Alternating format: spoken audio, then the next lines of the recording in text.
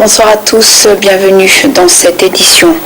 Pour commencer ce journal, nous allons revenir à Mourndave. Mourndave dans le lycée a maintenant 50 ans, malgré le passage le 12 juin dernier du cyclone qui a détruit ce bâtiment. Le lycée est actuellement réhabilité et remis à neuf, comme avait promis le président Anjnirina Razouil, qui est venu célébrer la rentrée officielle 2009-2010 sur place. Reportage de Murarnienne.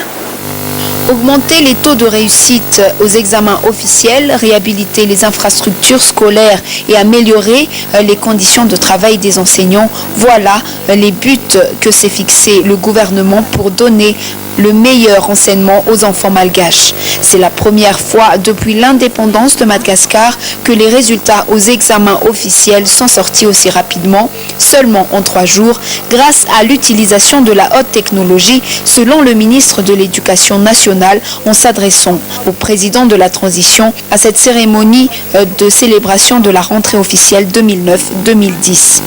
À lui d'ajouter que les correcteurs ont eu leurs vacations et plus de 500 salles de classe ont été vite réhabilitées. 55 lycées ont été ouverts et 100 collèges grâce au financement de l'État. Améliorer l'enseignement est l'affaire de tous, chacun doit faire de son mieux. Les responsables doivent collaborer pour avoir le meilleur résultat. Le Conseil national de l'éducation nationale sera bientôt créé, devait ajouter Anjnirina Razouil, en vue d'améliorer le système d'éducation à Madagascar. Cette cérémonie intervient 5 mois après la destruction du lycée de Mourndave, actuellement réhabilité, comme l'avait promis le président. Les élèves ont préparé des chants et des danses pour accueillir cette délégation. À l'occasion, 55 enseignants ont été décorés.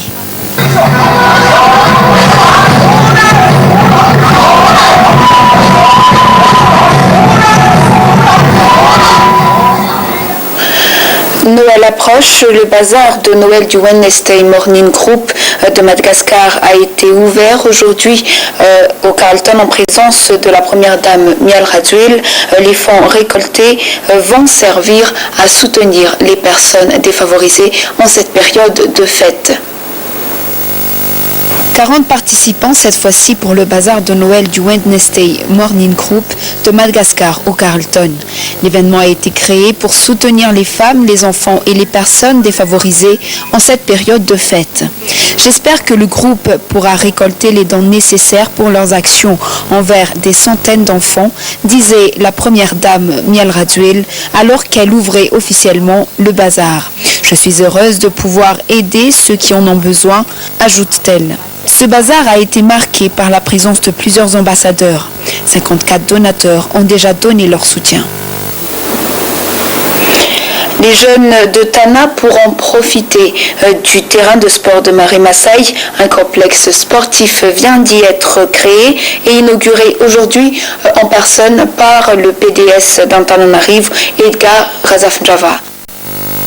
La réhabilitation de ce terrain de sport de Manchester témoigne encore du renforcement des 20 ans de coopération entre la commune urbaine d'Antananarivo et la région Île-de-France. 10 millions d'ariars, c'est le coût respectif des terrains de basketball de Manchester, un Kadstapak et un Boutsir. Celui de Mare Masai a coûté 15 millions d'ariars avec l'aménagement de ce parc. La création de ce complexe sportif a été faite en vue de faire d'Antananarivo une ville propre et organisée, selon le PDS d'Antananarivo, Edgar Razafjava, à l'inauguration de celui-ci. Un tel endroit devrait faire le bonheur des jeunes tananariviens.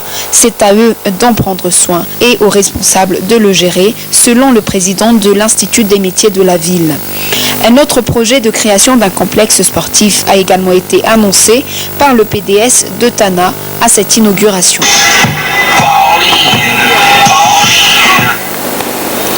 Les habitants de la capitale ont été surpris par les pluies qui sont tombées pendant 2 jours. Plusieurs rues ont été inondées. Voici les images sans commentaire.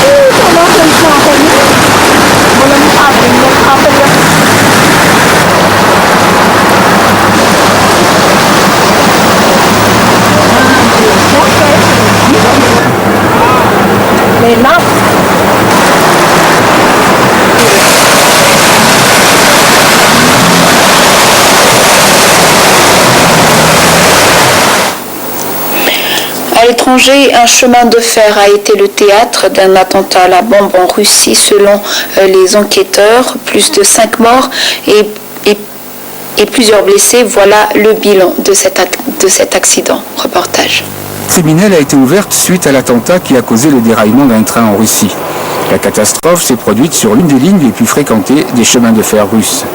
Le bilan provisoire s'élève à 39 morts et une centaine de blessés dans un train de nuit qui reliait Moscou à Saint-Pétersbourg avec 660 passagers à bord. Le déraillement de plusieurs wagons du Nevski Express s'est produit à 280 km de la capitale. Sur place, le patron des chemins de fer russe, Vladimir Yakounine, a précisé, selon les conclusions des enquêteurs, qu'un engin explosif a été placé sous un wagon ou placé directement sur la voie ferrée. Des témoins affirment avoir entendu une explosion juste avant le déraillement. La police a investi la zone. Au moins 5 wagons ont été endommagés à des degrés divers, les 3 derniers étant les plus touchés.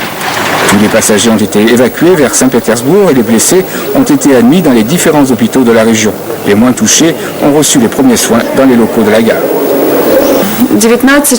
Officiellement, le bilan provisoire est de 39 morts, confirmé actuellement par les agents ferroviaires du ministère des Transports et des Chemins de Fer de la région de Saint-Pétersbourg. Avec cette catastrophe, le spectre des attaques de la rébellion tchétchène ou de groupuscules nationalistes refait surface. En 2007 déjà, un attentat à la bombe sur la même ligne ferroviaire avait provoqué le déraillement du même train, faisant 60 blessés.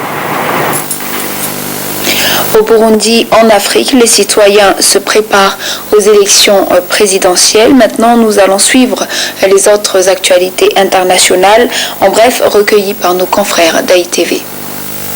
Hospitalisé en Arabie Saoudite, le président nigérian Umaru Yar'Adua fait la une de la presse de son pays, où il a été annoncé qu'il souffre d'une inflammation d'une membrane entre le cœur.